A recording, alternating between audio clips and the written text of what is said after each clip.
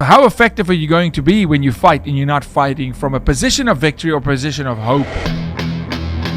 They think guys are abstaining. They're not. It's because they just can't get that access. Almost all of us were shown some form of pornography at a young age.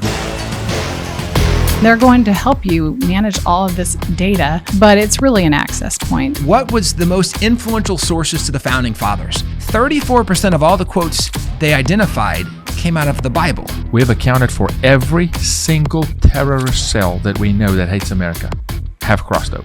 Have they been captured? No. We're now in a war of narratives versus the truth. For COVID, that treatment strategy came to me as an answer to prayer in a dream. 25 to 47% of all trafficking is familial. Right. Now it's In the U.S. In the U.S. Now it's the caregiver. So yes, let's highlight the evil. We do.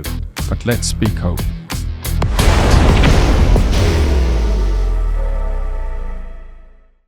Hey everybody, I want to talk to you about something that's super important, and it is a now issue. It's got to do with your kids in camp,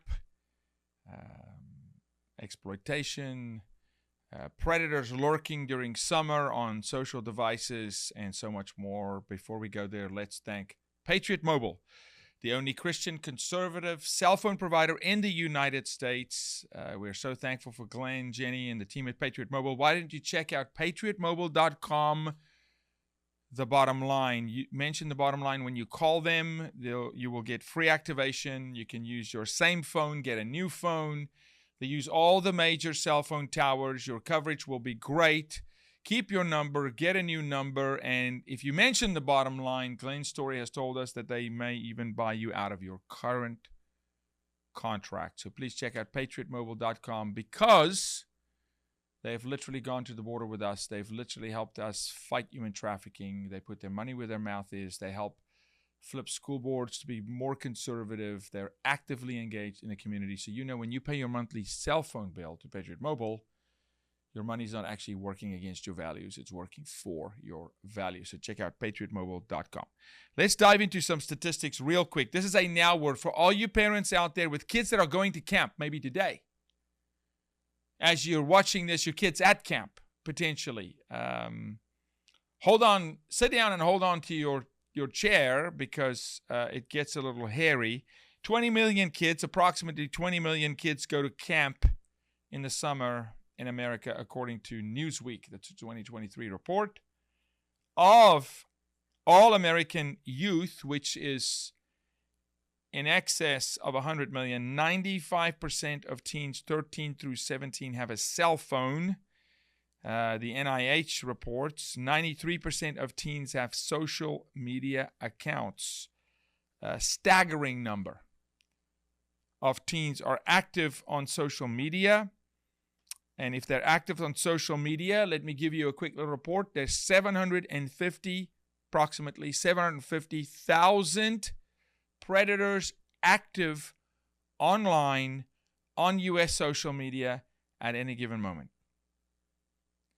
So there is 750,000 active predators engaging in what we call CSAM, child sexually exploited material, pornography with the intent to coerce, to defraud, with the intent to exploit. We're not talking about porn viewers. That is in the excess of hundreds of millions. We're talking about active predators online preying upon predominantly youth 13 through 17. Here's why this is important. When your kid goes to camp, they're now engaging with a peer group in a circle that's not their circle. And yes, this includes Christian camp. Last year, within our organization combating human trafficking, we had 3 occurrences at Christian camps of sexual exploitation, abuse, reports of trafficking at home, where a child reported that the father was the trafficker. They didn't want to go back home from camp. Abuse at camp. Coercion at camp, recruitment at camp. So think of it this way. For the conservative body, through COVID, there was a mass migration to Texas.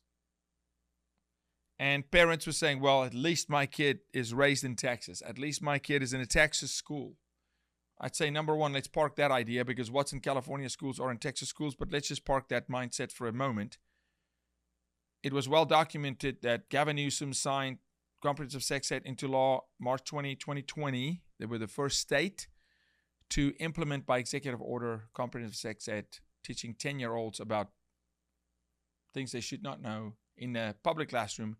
So when Johnny and his family moved from California to Tyler, Texas, right, or to Dallas, Texas, Johnny brought a mindset with him into the classroom. He's bringing a culture from that school in California to this school in Texas. It doesn't stay in California. The conversations among the peers change when they go to camp. There's kids from different schools, from different environments that come together. So what am I saying? When your child goes to camp, and it's a day camp where they go to camp and they come home, predominantly that's the case at night, there's certain things you have to do, certain questions you have to ask. We're going to talk about that today, because if you don't, your child's life may change at camp not the way that you intended to. And we need it to be a great experience for your child at camp, where they learn something, where they exert energy, they attain a skill, they build friendships, but it needs to be positive. Now, if you parlay, tie together, it's a new environment, different leadership. For the most part, camp leadership are students. My wife was a Kanakuk K-Classic camp counselor in college. We've got camps around this country where students are the counselors. Well, those students today, they're Gen Zers. It's the age demographic and culture that's the most confused on sexuality, that's the most confused on identity, that's the most indoctrinated, that's the most informed but shallow, has the least amount of depth, is confused on their own walk of life. Most of them are in college studying a degree that they don't know that they should be studying. Half of them are studying sociology or political science. And now they are the counselors. So number one, you've got a counselor that has a limited amount of life experience in a culture that's as confused as the Tower of Babel, grappling with issues from a demonic god called Ishtar and Baal, with a bunch of kids, teenagers, without their parents, descending at a camp location from all walks of life in 2024 with all the madness. And it is a disturbance of the equilibrium of the child, the rhythm of, I'm in class, this is my football coach. Now, albeit there could be very bad things going on in his school at home, and it may be that the camp is a safe haven, as we saw last year for some kids where they didn't want to go home. But I do want to make you attentive to the fact that you cannot now live by out of sight, out of mind. Oh my goodness, my whole world's upside down, but school schedule changed. Drop Johnny at camp, and it's a babysitting service, and we're just going to live camp life this week. And then, for most parents, it's 4 camps. There's a statistic. It's swim camp this week. It's arts camp the next week. It's adventure science camp, the STEM camp that week. So it's not one new set of environment. It is multiple. It's accentuated because it's influence. It's new influences, new voices that we hope would be positive. And the only way you ensure that it is positive is by now, when you think you can relax, and it's summer and it's camp life, is actually the time when you need to be more intentional in conversation with your child. And we're going to talk about some of these conversations. Before we do, though, I want to thank Storyville Coffee. You've heard me talk about Storyville Coffee. And I'm trying to convict you here. If you're not yet drinking Storyville Coffee, why not? You may, out of convenience, drink $4. Maybe. Maybe you're a Dunkin' guy. But none of them have stepped boldly into the fight to rescue children from exploitation, to prevent children from being trafficked. Storyville Coffee's sole mission is to search and rescue those within trafficking, rescue them out of trafficking, and see restoration and reformation in their lives. Not only is that an incredible mission by Storyville Coffee that aligns with our ministry directly, but it's the #1 coffee roaster in the country. It's great coffee. They ship it straight to your house. Check out StoryvilleCoffee.com. Melanie and the team there, they're phenomenal. Their hearts are amazing. They've been in this fight. They're fully invested in this fight to see America's children being safe. Please like and subscribe to this channel, and then go and subscribe to Storyville Coffee. Thank you to the whole Storyville team. What are these conversations you're supposed to be having? You mean, Jaco, we can't relax now? Kids at camp come home. It's all, bedtime moves from 8 p.m. to 10 p.m. and it's movie night and it's late and it's all these things, and you let go, and all of a sudden there's new influence and new voices. And by the time you catch it, historically, it's 9 months down the line. I'm going to prayerfully, prophetically speak that this is not going to happen to your family. But give you an example. Last year, kid shows up at camp with his friends. He's 12 years old, and he's introduced to pornography at camp because of these things. Just told you, 93% of the kids at camp have social media accounts, which means they're engaging in platforms where the 60% of American high schoolers, here's a stat for you, 60% of American high schoolers have already, in some form of fashion, in direct message, engaged with a predator online in some conversation, where the predator has reached out to them either with liking a post or a comment, but they are canvassing the field. This 12-year-old boy is introduced to porn. Parents don't find out until 9 months later, and it's a disaster. Now there's self-exploitation. Now there's chat rooms. Now there is visiting sites like public swimming pool in Roblox game to play Roblox. Now there is visiting pornography sites in the metaverse. By the time you catch it as a parent, you learn that that camp experience was a horrific experience and has sent your family into a tailspin. So this is my warning to you, to say tonight, real hardcore conversation has to happen about who's at camp, what did you do, who are you talking to, are you engaging on your phone, who are the voices you're listening, who's the new friends, tell me about their family, your research of who are the camp counselors, leadership, what's the mission statement of that organization, what do they teach, what's the curriculum, if it's co-ed, what are the policies and the protocols? May I remind you, we live in an age where grown men walk into girls' bathrooms. Yes, I said grown men. Men. I don't care how they feel. I look at how God made them. No man, as God made him, a man, walks into a girl's bathroom. These are questions you have to ask and get answered. And yes, you have to. No one's going to do it for you. You are the parent. You have a duty, a responsibility to God to be a good steward of those lives that He's placed in your trust. So no, camp season is actually a little more intense than school season, because school season, you've got a rhythm, you've got a cadence. You know Mr. Johnson or Miss Elizabeth at school. That's the teacher, and in his proximity and his repetition. And camp life is like Vegas. They come and they go. What happens in Vegas stays in Vegas. What happens at camp stays at camp. It doesn't. It comes home. Now, if your child comes home every day, you have easy corrective measures that you can take day by day by day. If your child's living at camp, unattended, under the guardianship of authority figures that you place that child there, if you have the ability to check in with your child, then you check in. And if you're the parent of the 16-year-old that goes, oh, my child doesn't want to talk to me,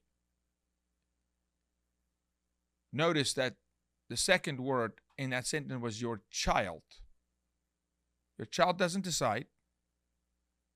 Your child doesn't decide whether he or she talks to you or not, whether they answer your messages or take your phone call or not. You're the parent. You're the authority figure. It's not a answer me back if you want to. Frequent engagement. Oh my goodness, Jaco, you're asking me to be a helicopter parent. You betcha.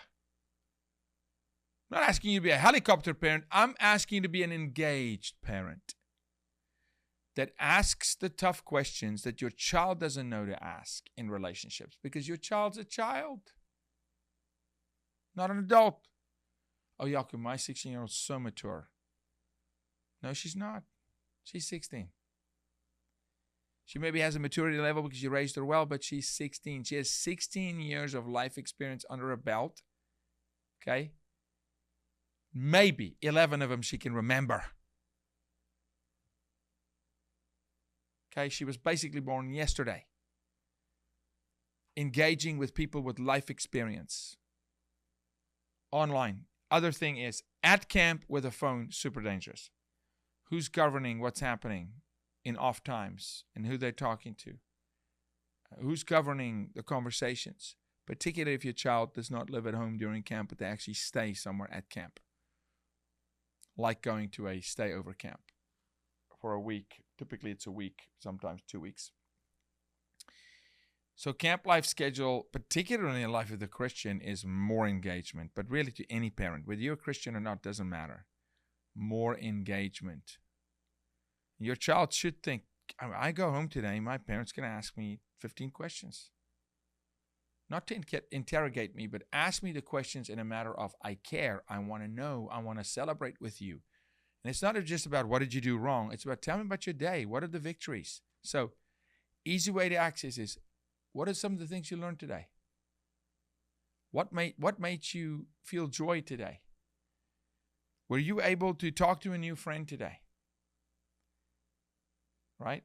Yes, I met Sarah. Great. Tomorrow morning at breakfast, you have to tell me a little bit more about Sarah. Because you want to make Sarah as a good influence.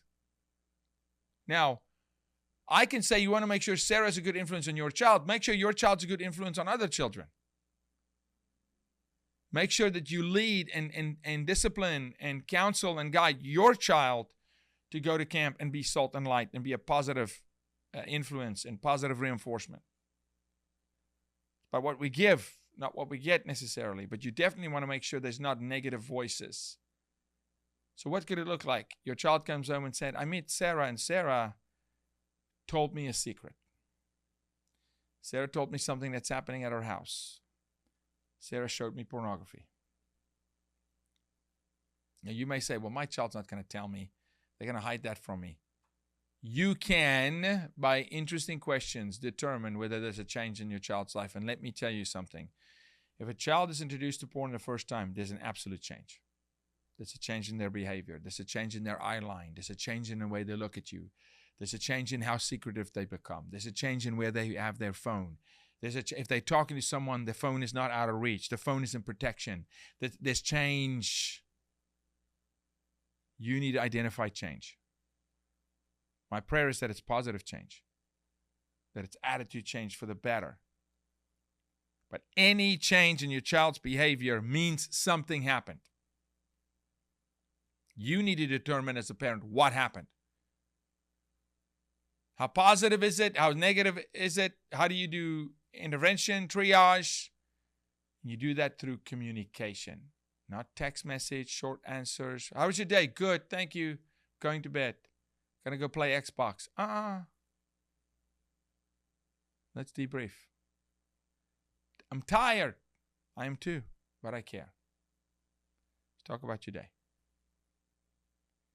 If you want to know some of the questions to ask, go to our website. We're going to post a link. If you want to know whether there's resources for when you discover something, your child comes home, hey, Sarah showed me porn. How could girls don't show girls porn? Oh, yes, they do. Oh, yes, they do. North of 50% of girls in high schools in America frequently view pornography. Your child comes home and there's a language change. Pay attention to the words your child's using. And if it's a word where you go, oh, these Gen Zers, this is a new slang word, research the word. Listen. Quietly go and research the word. See what it means. When you see what it means, it'll guide you some questions to ask. And then you ask the questions. And then you start unraveling. Like, Jaco, do you want me to investigate my children? I want you to be a parent. I want you to be a guardian. I want you to be a watchman and a watchwoman on the wall on behalf of your child, where their radar is low, their situational awareness is low, they don't know what they're walking into. You do. You went through camp. And do not be that father that says, well, I did this when I was a kid. That doesn't mean your kid should do it. You're called to create a better environment, a more healthy environment for your child than you had. That's building legacy. That's the kingdom of God expanding, going from glory to glory. Okay? Healthy warning. Things go very wrong during camp season. Bad habits, bad influences, bad addictions, behavior modification, behavior change. To ask your child clearly, what chat rooms are you in? What apps are you using? Look at the apps for yourself. Take their phone. Jaco, that's an intrusion of their privacy. Do they live under your house, under your roof? Are they under 18? There's nothing in your house that's off limits access for you. Their physical privacy in the bathroom, yes. Their privacy to get clothed in private, yes. But their social media activity, you need to engage. You need to engage in conversation and breed a relationship where you don't take it by force. Give me your phone. That breaks your relationship with your child. You're engaging your child. You're educating your child. You're taking your child to our website. You explain to them from the website how predators talk. And you're not even talking about your child. You're talking about predators. Your child will know, oh my goodness, I've seen that. That's happened to me. Someone has asked me that question. And then you can engage your child and say, has anybody asked you this? Have you seen this? Are you guys talking about this at camp? And then if you're bold enough, you activate your child to become a change agent, to go to camp and tell other kids, beware. Age appropriately, beware, predators lurk online. Did you know that during camp season, predators are more active? Because they know that the child is about to engage with unfamiliar figures and normalize it. So the predator can be an unfamiliar voice that becomes very familiar over summer and builds relationship, builds trust, earns favor. On average, a predator in the United States online invests 9 months in building trust and proximity with a child before they do something that is blatantly exploitive. It is coercive and grooming of nature, but by the time it is exploitive, like send me an image of yourself, or the predator sending an image of themselves in a compromised state to a minor, thereby implicating the minor with guilt, shame, condemnation. The minor now protecting the secret. Predator's got him. It's got him. Exploitation with shame, guilt, condemnation, done. That child will stay silent. should you determine that something happened in your child's life and you don't know who to turn to, message us. If it's an imminent danger, call the local sheriff first. Why sheriff and not PD? Eventually, sheriffs will get the PD. Call the sheriff because most sheriffs have anti-trafficking mindset, anti-trafficking units.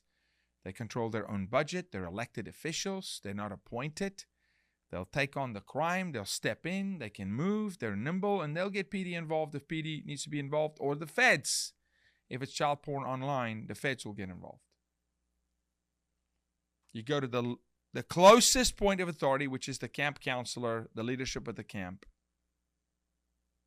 the pastor of a church, if it's a church camp, the youth pastor.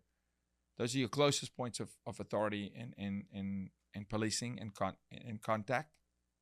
Secondarily, the local sheriff. And then things take on a different form if it's imminent. But if it's your child saw porn, now you ask your child, the pornography you were shown, what you saw, were they adults or children? If they were adults, of course you report it, etc. But if it's children, by default, police get involved right away. Use your discernment. When you don't know, reach out to us. Ask us. We can stand by you. We can help your family. If there is a rescue situation where a child needs to be rescued, or the child needs services to help with restoration, rehabilitation, therapy, reach out to us. Go on our website. Go to the link that will be posted here. Learn about trafficking. Learn about the language of predators, how they behave. What are the pitfalls? And then when your kid comes back from camp and they go back to school, you need to pay close attention. If their peer group changes at school, something happened at camp. Now, it may be that it's positive. They gave their life to the Lord. They got baptized. Their peer group's going to change at school. Or they're exposed to porn. They live in shame, guilt, condemnation. There was a sexual abuse act, something, and the peer group changed at home. So you pay attention while they're at camp, and you specifically pay attention to what we call reentry. When they go back to school, it tells you quickly what happened in their world.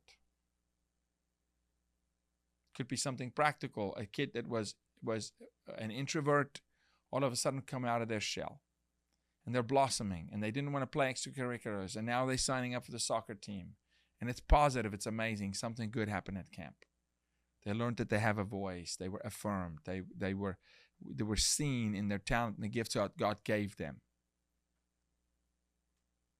But too often, way too often, that story is not bright like what I just told you. It's got a very, very, very dark cloud with a hopeful silver lining. That is, no matter what the condition, Jesus can heal, can restore, but you've got to step in. So heed the warning. Engage on our website. Learn. Engage with your child every single night. When they tell you, I met Johnny, he's my friend, look into who they are. Who's that family? How often does Johnny talk to you? Johnny's become my new best friend. Johnny told me this. Johnny told me that. Now Johnny has influence on your child. Johnny now is a voice that your child's going to listen to, potentially follow. Or your child comes home and says, I met Johnny and Johnny follows me and I tell Johnny what to do and Johnny likes to let me lead him. Then your conversation with your child is, well, how are you leading? What are you modeling? Because this is our family creed. This is our family motto. We're going to infuse the Word of God, positivity, life, mercy, grace, a God culture into the people we encounter. And you exercise your parental duty to train your child that way to be a positive influence. What if you just walked through how to identify sexual brokenness and trafficking, and you trained your child from our website to be eyes to see other friends who may be struggling? And we can go on and on. So this is a critical message to parents to say, camp life, heightened senses, focus, attention, engagement. Why are you doing this, Mom? You don't even do this when I go to school. We're about to start. Because when you build this new habit where you really engage when they're at camp, you don't change when they go to school. You double down. You dig in. You go meet the teachers. You meet the friends' parents. You engage on the social media platforms. You play the games with your son and your daughter to see what's happening in that live game room on Discord. Top social media platform for trafficking at the moment. It's not what they were designed to do. Jason and the boys that designed Discord didn't design it for that, but the predators said, we can use this. Now it's up to Jason and the boys to restructure and make sure that their platform is not used. But every single social media platform is riddled with predators attempting to do harm because the social media platform gives them access, direct access. So, talk to your child about new friends, new followers, new trends. Who do they watch on YouTube? Who do they follow? Who do they talk about? What the heart's filled with, the mouth runs over with, says Scripture. So just listen. They'll tell you what's priority in their life. Just listen to what they talk about,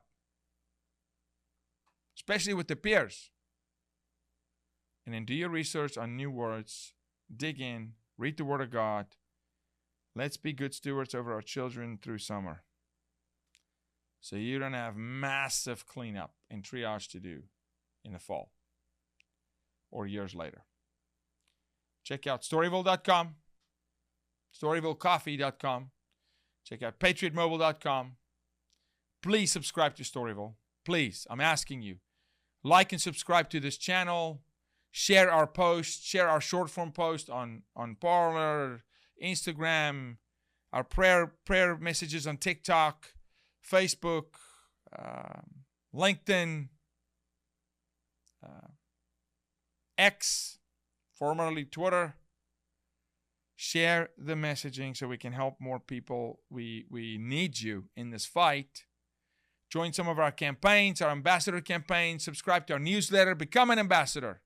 Learn how you can become an ambassador, a watchtower in your community with Jaco Booyens Ministries, to be a watchtower against the sexual exploitation of persons, predominantly children, in your community. You can be a watchtower by joining our ambassador program, taking the training, engaging with small business in your community, and transforming the culture in your community for your children, for your family. We need you. God bless you. Let's be on the right side of this thing and not do damage control later. I appreciate your time. God bless you. Talk to you soon.